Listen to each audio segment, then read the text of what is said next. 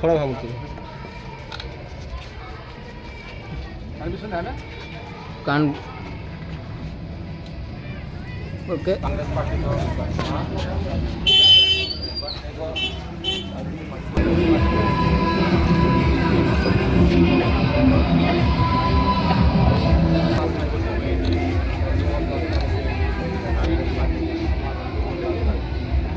అన్నా నమస్తే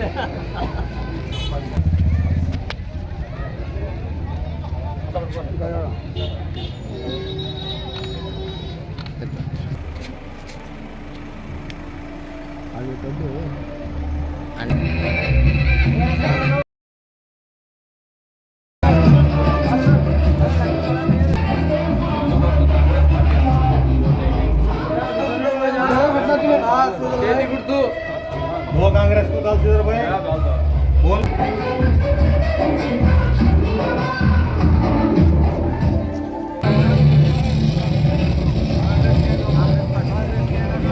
अना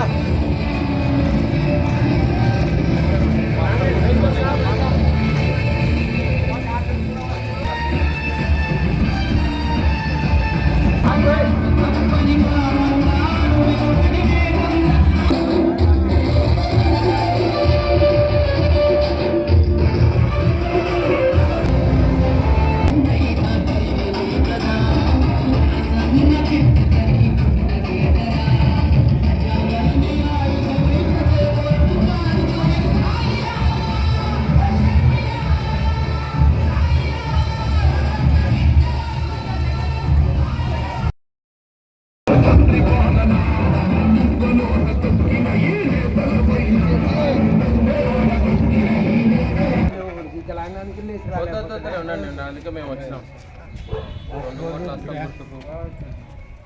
కాంగ్రెస్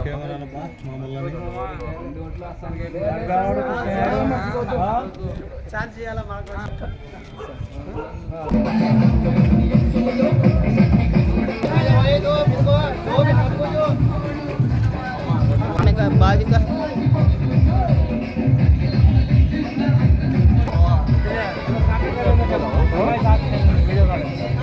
इधर देख मां इधर देख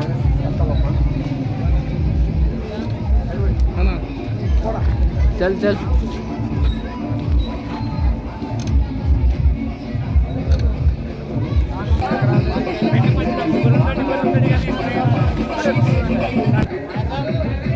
ऐसे फिर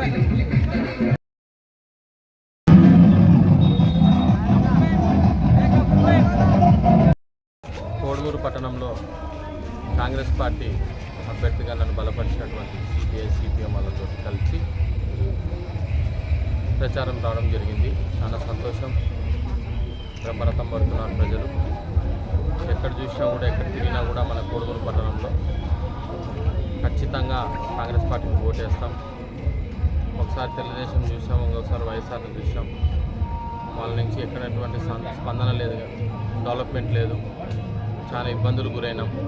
సో 2004, 2009లో 2 పర్యాయాలు కాంగ్రెస్ పార్టీ వచ్చింది అధికారంలోకి. మళ్ళా అధికారం రాబోతుంది కాబట్టి ఆ రోజు నుంచి ఈ రోజు వరకు జరిగిన పనులన్నీ మళ్ళీ 2024లో మా షర్మిలమ్మ మేడం గారి నాయకత్వంలో ఏమేమి పెండింగ్ ఉన్నాయి కోడుమూరు పట్టణానికి, ముఖ్యంగా త్రాగునీరు సమస్య ఎక్కువ ఉంది కాబట్టి అది టాప్ ప్రయారిటీగా తీసుకొని ఖచ్చితంగా అది పరిష్కరించే దశగా ముందుకు పోతామని చెప్పి తెలియజేస్తున్నాం.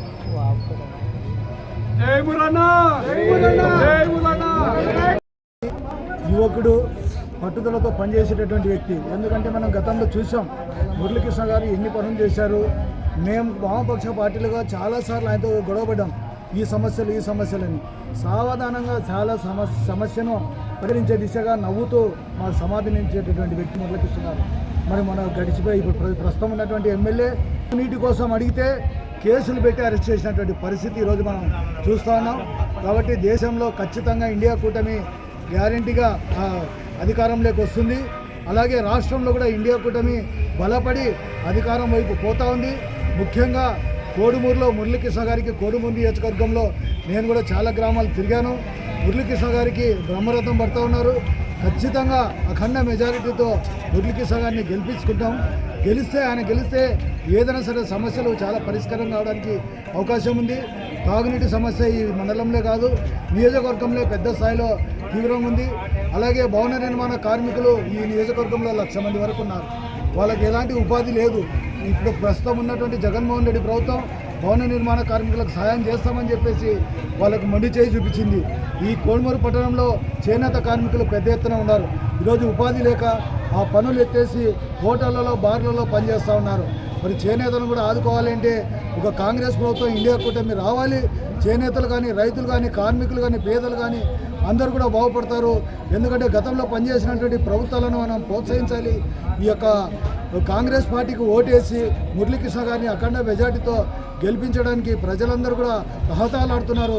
మేము కూడా వామపక్ష పార్టీలుగా అన్ని రకాలుగా సహాయ సహకారాలు మురళీకృష్ణ గారికి అందిస్తామని చెప్పేసి తెలియజేస్తూ మురళీకృష్ణ గారిని అఖండ మెజార్టీతో గెలిపిస్తామని కూడా ఈ మీడియా మిత్రుల ముందు తెలియజేస్తున్నాను.